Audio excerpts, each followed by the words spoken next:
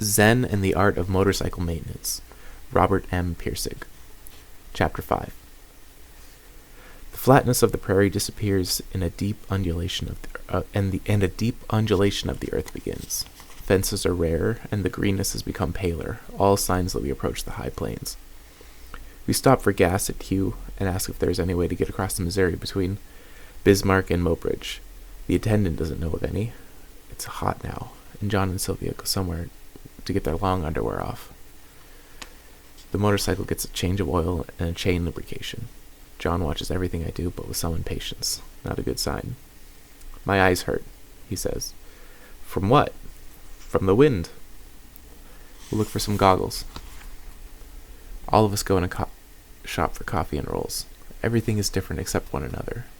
So we look around rather than talk, catching fragments of conversation among people who seem to know each other, and are glancing at us because we're new. Afterward, down the street, I find a thermometer for his storage, in the saddlebags, and some plastic goggles for Chris. The hardware man doesn't know any short route across the Missouri either. John and I study the map. I had hoped we might find an unofficial ferry boat crossing or footbridge or something in the 90-mile stretch, but evidently there isn't any because there's not much to get to the other side. It's all Indian reservation. We decide to head south to the Mobridge and cross there. The road south is awful. Choppy, narrow, bumpy concrete with a bad headwind, going into the sun, and big semis going the other way. These roller coaster hills speed them up on the downside and slow them up on the upside and prevent our seeing very far ahead, making passing nerve-wracking. The first one gave me a scare because I wasn't ready for it. Now I hold tight and brace for them. No danger. Just a shock wave that hits you. It is hotter and drier. At Herod, John disappears for a drink while Sylvia and Chris and I find some shade in the park and try to rest. It isn't restful. A change has taken place, and I don't quite know what it is. The streets of this town are broad, much broader than they need to be, and there is a pallor of dust in the air. Empty lots here and there between the buildings have weeds growing in them, and the sheet metal equipment sheds and water tower are like those of previous towns, but more spread out. Everything is more run down and mechanical looking, and sort of randomly located. Gradually, I see what it is. Nobody is concerned anymore about tidily conserving space. The land isn't valuable anymore. We are in a western town. We have lunch of hamburgers and malteds at an A&W place in Mobridge, cruise down a heavily trafficked main street, and there it is, at the bottom of the hill, the Missouri. All that moving water is strange, banked by grass hills that hardly get any water at all. I turn around and glance at Chris, but he doesn't seem particularly interested in it. We coast down the hill, clunk onto the bridge, and across we go, watching the river through the girders, moving by rhythmically. And then we are on the other side. We climb a long, long hill into another kind of country. The fences are really all gone now. No brush, no trees. The sweep of the hills is so great. John's motorcycle looks like an ant up ahead, moving through the green slopes. Above the slopes, outcroppings of rocks stand out overhead at the tops of the bluffs.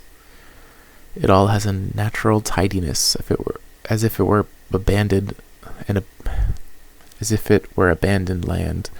There would be a chewed-up, scruffy look, with chunks of old foundation concrete, scraps of paint sheet, metal and wire and weeds that had gotten where the sod was broken up for whatever little surprise was attempted. None of that here. Not kept up, just never messed up in the first place. It's just the way it always must have been, reservation land. There's no friendly motorcycle mechanic on the other side of those rocks, and I'm wondering if we're ready for this. If anything goes wrong now, we're in real trouble.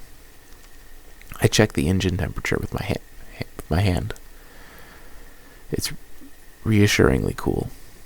I put in the clutch and let it coast for a second in order to hear it idling.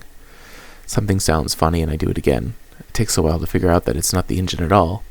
There's an echo from the bluff ahead that lingers after the throttle is closed. Funny, I do this 2 or 3 times. Chris wonders what's wrong, and I have him listen to the echo. No comment from him.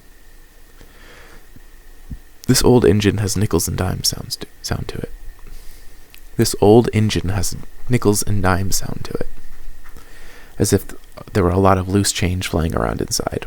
Sounds awful, but it's just a normal valve clatter. Once you get used to it, that sound you can learn to expect it, and you automatically hear any difference. If you don't hear any, that's good. I tried to get John interested in the sound once, but it was hopeless. All he heard was noise, and all he saw was the machine and me with greasy tools in my hands. Nothing else. That didn't work. He didn't really see what was going on and was not interested enough to find out. He isn't so interested in what things mean as in what they are. That's quite important, that he sees things this way. It took me a long time to see this difference, and it's important for the Chautauqua that I make this difference clear. I was so baffled by his refusal to even think about any mechanical subject. I kept searching for ways to clue him in on the whole thing, but didn't know where to start. I thought I would wait until something went wrong with his machine, and then I would help him fix it in that way, get him into it. But I goofed that one myself because I didn't understand his difference in the way he looked at things. His handlebars had started slipping. Not badly. He said, just a little when you shove hard on them. I warned him not to use his adjustable wrench in the on the tightening nuts. It was likely to damage the chrome and start small rust spots. He agreed to use my metric sockets and box ends. When we brought his motorcycle over, I got my wrenches out, but then noticed that no amount of tightening would stop the slippage because the ends of the collars were pinched shut. You're going to have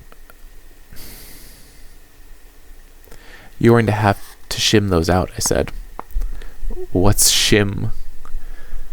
It's a thin, flat strip of metal. You just slip it around the handlebar under the collar there, and it will open up the collar, and you can tighten it again. You use shims like that to make adjustments in all kinds of machines. Oh, he was getting interested. Good. Where do you buy them?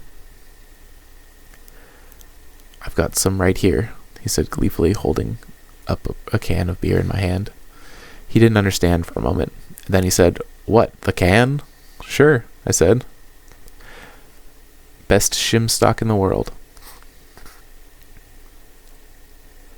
I thought this was pretty clever myself. Save him a trip to God knows where to get him stock. Save him time. Save him money. But to my surprise, he didn't see the cleverness of this at all. In fact, he got noticeably haughty about the whole thing. Pretty soon he was dodging and filling all kinds of excuses. Before I realized what his real attitude was, he had decided not to fix the handlebars after all. As far as I know, those handlebars were still loose, and I believe now that he was actually offended at the time. He had had the nerve to propose a repair of his new $1,800 BMW, the pride of a half a century of German mechanical finesse, with a piece of an old beer can. Ach du lieber. Since then, we have had very few conversations about motorcycle maintenance. None, now that I think of it. You push it any farther and suddenly you are angry without knowing why. I should say, to explain this, that beer can aluminum is soft and sticky as metals go. I should say, to explain this, that beer can aluminum is soft and sticky as metals go. Perfect for the application. Aluminum doesn't oxidize in wet weather, or more precisely, always has a thin layer of oxide that prevents any further oxidation. Also perfect. In other words, any true German mechanic with half a century of mechanical finesse behind him would have concluded that this particular solution to this particular technical problem was perfect. For a while I thought what I should have done was to sneak over to the workbench, cut a shim from the beer can, remove the printing, and then come back and tell him we were in luck. It was the last one I had, specially imported from Germany. That would have done it. A special shim from the private stock of Baron Alfred Krupp, who had to sell it at great sacrifice. Then he would have gone gaga over it. That Krupp's private shim fantasy gratified me for a while. then it wore off when I saw that he was just being vindictive. In its place grew that old feeling I've talked about before, a feeling that there's something bigger involved than is apparent on the surface.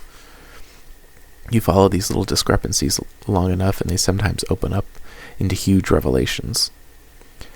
There was just a feeling on my part that this was something a little bigger than I wanted to take on without thinking about it, and I turned instead to my usual habit of trying to extract causes and effects to see what was involved that could possibly lead to such an impasse between John's view of that lovely shim and my own. This comes up all the time in mechanical work. I hang up. You just sit and stare and think and search randomly for new information and go away and come back again. And after a while, the unseen factors start to emerge. What emerged in a vague form at first and then in sharper outline was the explanation that I had been seeing that shim in a kind of intellectual, rational, cerebral way in which the scientific properties of the metal were all that counted. John was going at it immediately and intuitively grooving on it. I was going at it in terms of underlying form. He was going at it in terms of immediate appearance. I was seeing what the shim meant. He was seeing what the shim was. That's how I arrived at that distinction. And when you see what the shim is, in this case, it's depressing. Who likes to think of a beautiful precision machine fixed with an old hunk of junk? I guess I forgot to mention John as a musician, a drummer who works with groups all over town and makes a pretty fair income on it.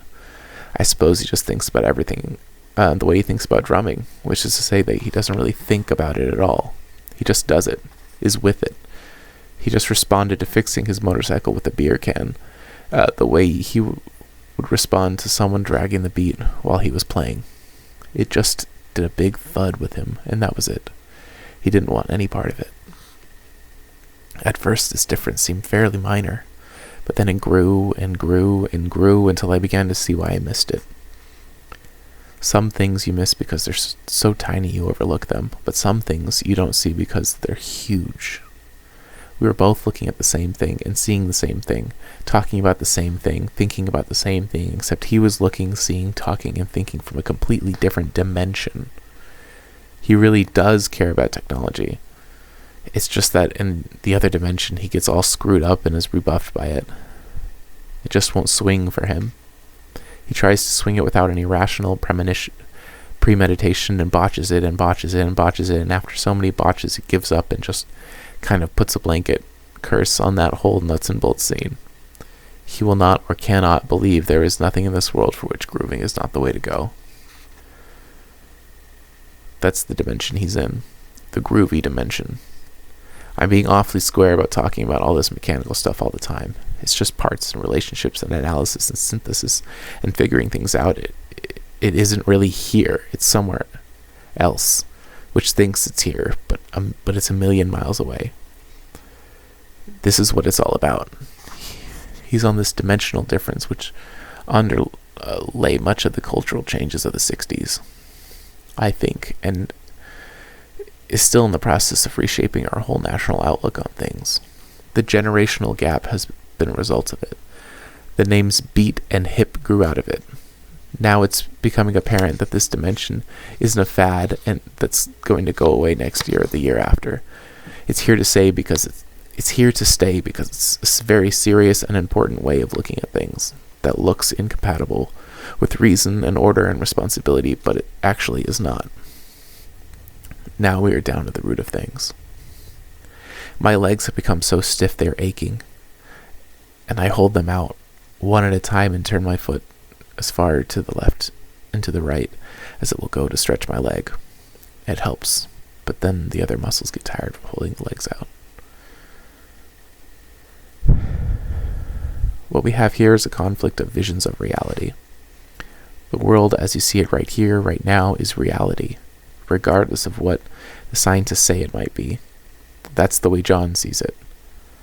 But the world revealed by its scientific discoveries is also reality, regardless of how it may appear. And people in John's dimension are going to have to do more than just ignore it if they want to hang up to their vision of reality. John will discover this, if his points burn out. That's really why he got upset that day when he couldn't get his engine started. It was an intrusion in his reality. It just blew a hole right through his whole groovy way of looking at things, and he would not face up to it because it seemed to threaten his whole lifestyle. In a way, he was experiencing the same sort of anger scientific people would have sometimes about abstract art, or at least used to have. That didn't fit their lifestyle either.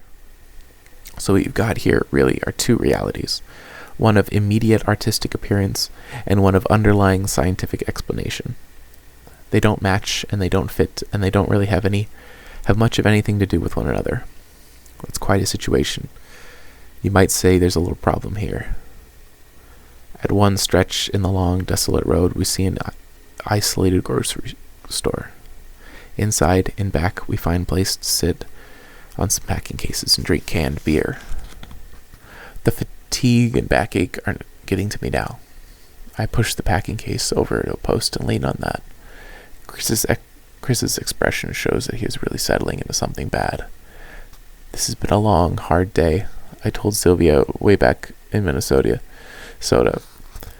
that we could expect a slump in spirits like this on the second or third day, and now it's here. Minnesota. When was that?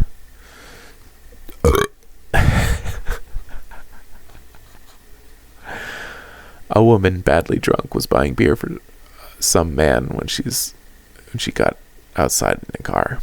She can't make up her mind on what brand to buy, and the wife of the owner waiting on her is getting mad. She still can't decide, but then sees us and weaves over and asks if we own the motorcycles. We nod yes, and she wants a ride on one. I move back and let John handle this. He puts her off graciously, but she comes back again and again, offering him $1 for a ride. I make some jokes about it, but they're not funny and just add to the depression. We get out and back into the brown hills and heat again.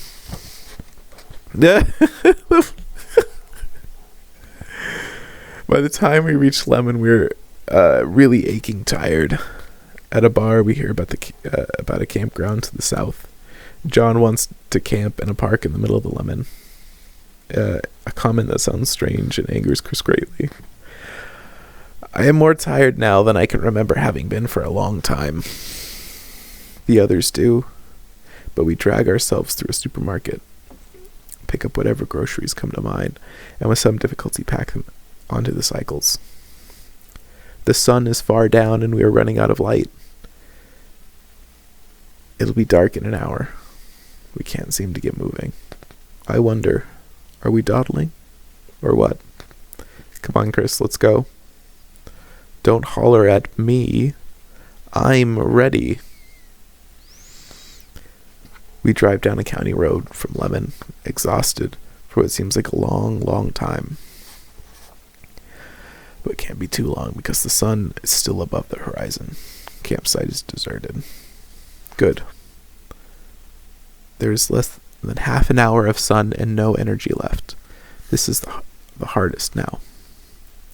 I try to get unpacked as fast as possible, but I'm so stupid with exhaustion I just set everything by the camp road without seeing what a bad spot it is. And then I see it is too windy. This is a high plains wind.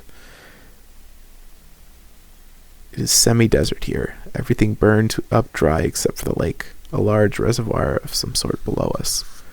The wind blows from the horizon across the lake and hits us with sharp gusts.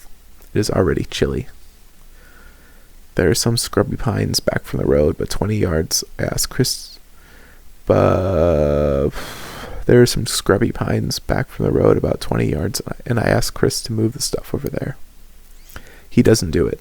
He wanders off down to the reservoir. I carry the gear over by myself.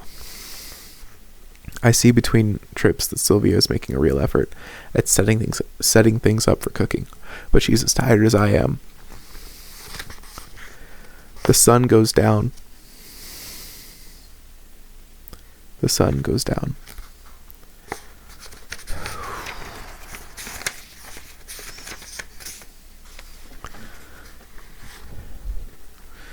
John has gathered wood, but it's too big and the wind is too gusty. It's hard to start. It needs to be splintered into kindling.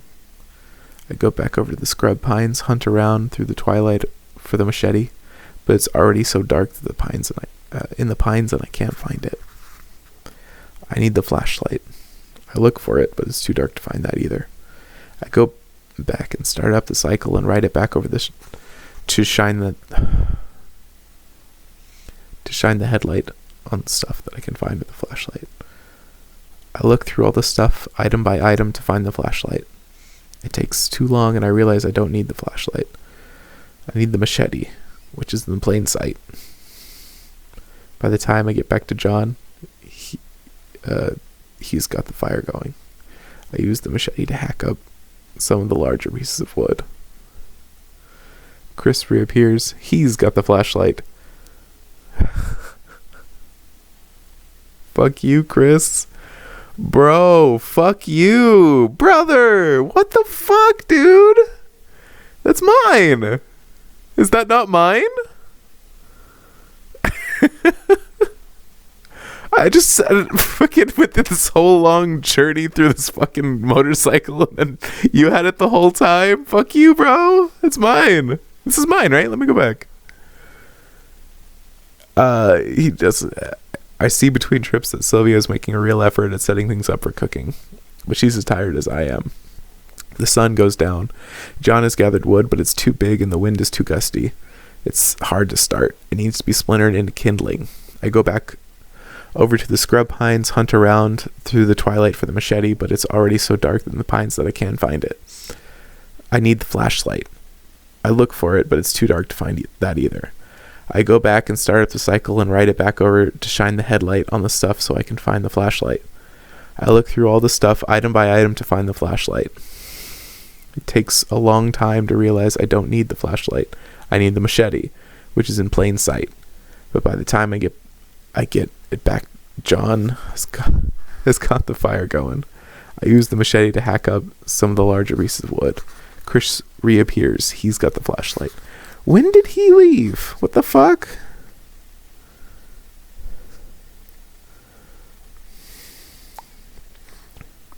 I try to get unpacked as fast as possible, but I'm so stupid with exhaustion.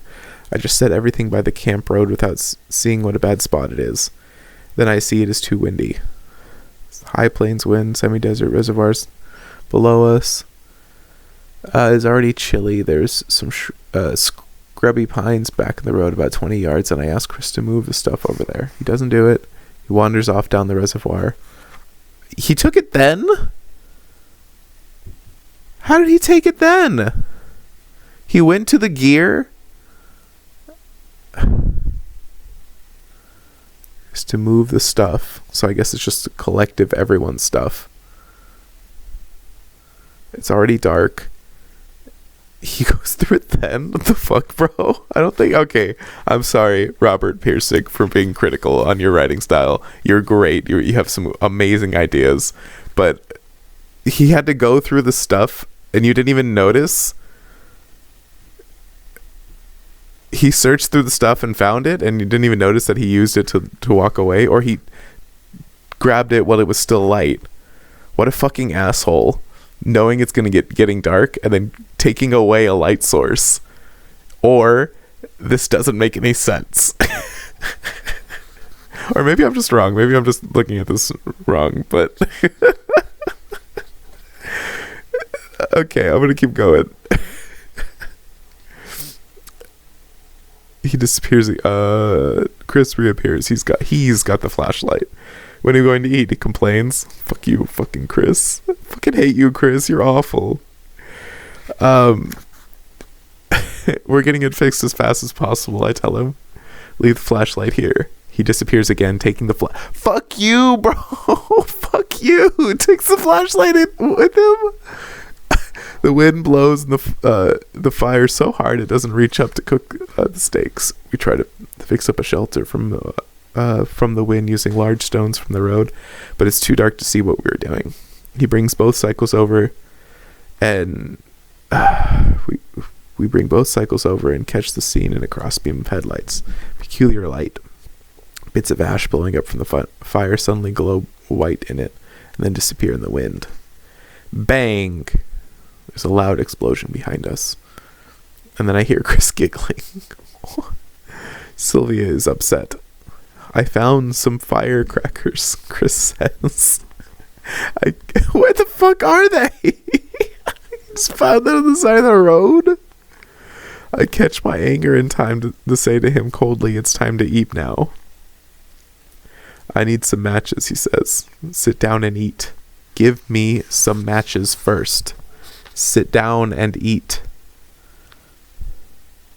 He sits down and I try to eat the steak with my army mess knife, but it's too tough. So I get out a hunting knife and use it instead.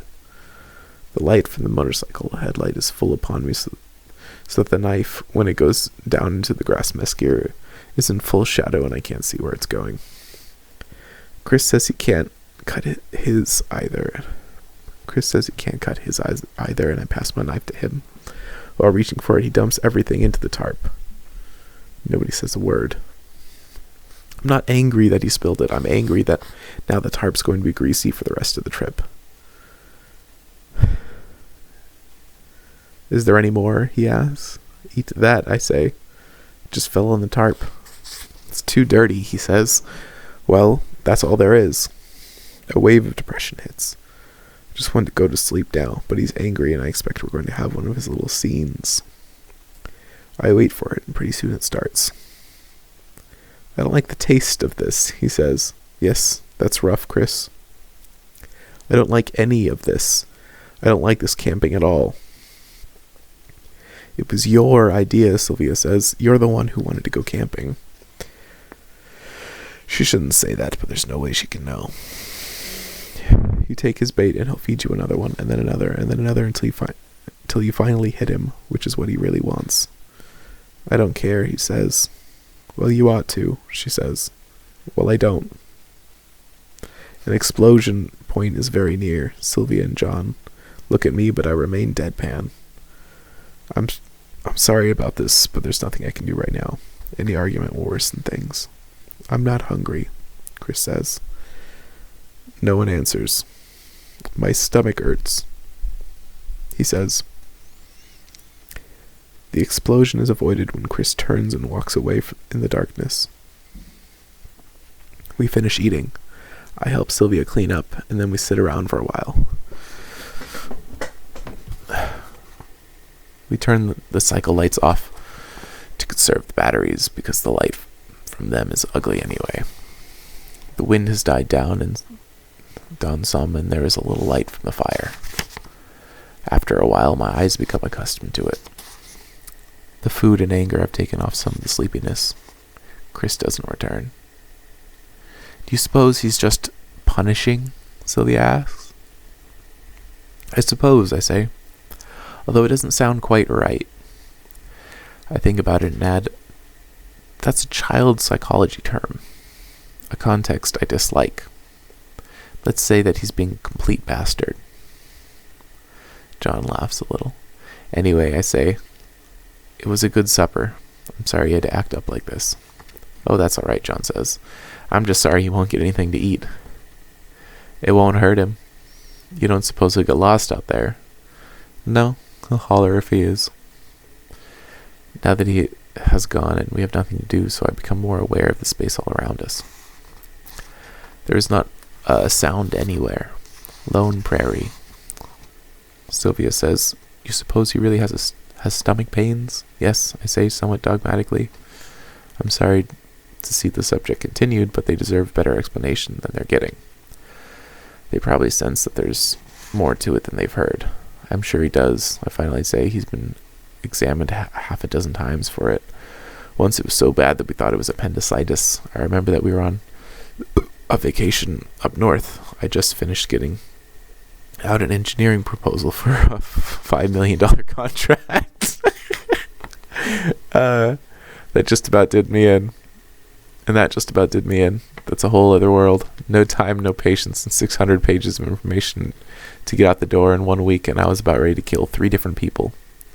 And we thought we'd better head to the woods for a while. I can hardly remember what part of the woods we were in. Head just spinning with the engineering data, and anyway, Chris was just screaming. We couldn't touch him until they finally saw I was going to have to pick him up fast and get him to the hospital. And where that was, I'll never remember. But they found nothing. Nothing? No, but it happened again on other occasions too. Don't they have any idea? Sylvia asks. The spring they diagnosed it as beginning symptoms of a mental illness. What? John says. It's too dark to see Sylvia or John now, or even the outlines of the hills. I listen for sounds in the distance, but hear none. I don't know what to answer, and so say nothing. When I look hard, I can make out the stars overhead, but the fire in front of us makes it hard to see them. The night all around is thick and obscure. My cigarette is down to my fingers, and I put it out. I didn't know that, Sylvia's voice says. All traces of anger are gone. We wondered why you brought him instead of your wife, she says. I'm glad you told us. John shoves me some of the unburned ends of wood into the fire. Sylvia says, what do you suppose the cause is? John's voice rasps as if to cut it off. But I answer, I don't know. Causes and effects don't seem to fit. Causes and effects are a result of thought. I would think mental illness comes before thought. This doesn't make sense to them, I'm sure. It doesn't make much sense to me, and I'm too tired to try to think it out and give it up. What did the psychiatrist think? John asks. Nothing. I stopped it. Stopped it? Yes. Is that good? I don't know. There's no rational reason I can think of for saying it's not good. Just a mental block of my own. I think about it and all the good reasons for it, and make plans for an appointment, and even look for the phone number, and then the block hits, and it's just like a door slammed shut. That doesn't sound right. No one else thinks so either. I suppose I can't hold out forever. But why? Sophia asks. I don't know why, it's just that... I don't know, they're not kin. Surprising word, I think to myself. Never used it before. Not of kin. Sounds like hillbilly talk. Not of a kind. Same root. Kindness, too. They can't have a real kindness toward him. They're not his kin. That's exactly the feeling. Old world, so ancient it's almost drowned out. What a change through the centuries. Now anybody can be kind, and everybody's supposed to be.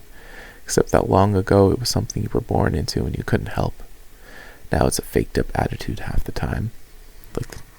Like teachers the first day of class. What do they really know about kindness, who are not kin? It goes over and over again through my thoughts. Mein kind, my child. There is another language. Mein kinder. Rettet so spat durch Nacht and Wind. Es ist der Wetter mit seinem Kind. Strange feeling from that. What are you thinking about? Sylvia asked. An old poem by Goethe. It must be 200 years old.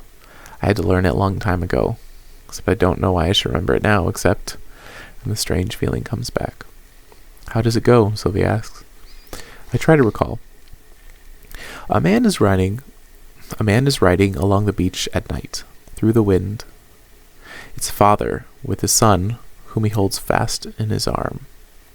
He asks his son for why he looks so pale, and the son replies, Father, don't you see the ghost? The father tried to reassure the boy it's only a bank of fog along the beach that he sees, and only the rustling of the leaves in the wind that he hears, but the son keeps saying it's the ghost. And the father rides harder and harder through the night. How does it end? In failure. Death of a child. The ghost wins. The wind blows light from the coals, and I see Sylvia looking at me startled. That's another land, another time, I say. Here life is the end, and ghosts have no meaning. I believe that. I believe in all this too. I say, looking out at the darkened prairie. Although I'm not sure of what it all means yet, I'm not sure of much of anything these days. Maybe that's why I talk so much. The coals die lower and lower, and we smoke our last cigarettes. Chris is off somewhere in the darkness, but I'm not going to shag after him. John is carefully silent, and Sylvia is silent, and suddenly we're all separate, all alone in our private universes, and there is no communication among us. We douse the fire and go back to sleeping bags in the pines. I discover that this is one tiny refuge of scrub pines where I have put the sleeping bags. It is also the refuge from the wind and millions of mosquitoes from the reservoir. The mosquito repellent doesn't stop them at all. I crawl into the sleeping bag and make one tiny little hole for my breathing. And I'm almost asleep when Chris finally shows up. There's a great big sand pile over there, he says, crunching around in the pine needles. Yes, I say, go to sleep. You should see it. Will you come and see it tomorrow? We won't have time. Can I play over there tomorrow morning? Yes. He makes interminable noises, getting undressed and into the sleeping bag. He is in it, and then he rolls around and is silent. Then he rolls some more, and then he says, Dad, what? What was it like when you were a kid? Go to sleep, Chris. There are limits to what you can listen to. Later I hear a sharp inhaling of phlegm that tells me he's been crying. And though I'm exhausted, I don't sleep. A few words of consolation might have helped there. He was trying to be friendly, but the words weren't forthcoming for some reason. Consoling words are more for strangers, for hospitals, not kin. Little emotional band-aids like that aren't what he needs or what's sought. I don't know what he needs or what's sought. A gibbous moon comes from the horizon beyond the pines, and by its slow, patient arc across the sky, I measure hour after hour of semi-sleep. Too much fatigue. The moon and strange dreams and sound of mosquitoes and odd fragments of memory become jumbled and mixed in an unreal lost landscape in which the moon is shining, and yet there is a bank of fog, and I am riding a horse, and Chris is with me, and the horse jumps over a small stream that runs through the sand towards the ocean somewhere beyond. And then that is broken, and then it reappears. And in the fog there appears an intimation of a figure. It disappears when I look at it directly, but then reappears in the corner of my vision when I turn my glance. I'm about to say something, to call to it, to recognize it, but then do not, knowing that to recognize it by any gesture or action is to give it a reality which it must not have. But it is a figure I recognize, even though I do not let on. It is Phaedrus, evil spirit, insane, from a world without life or death. The figure fades, and I hold panic down, tight, not rushing it, just letting it sink in, not believing it, not disbelieving it, with the hair cross slowly in the back of my skull. He is calling Chris. Is that it?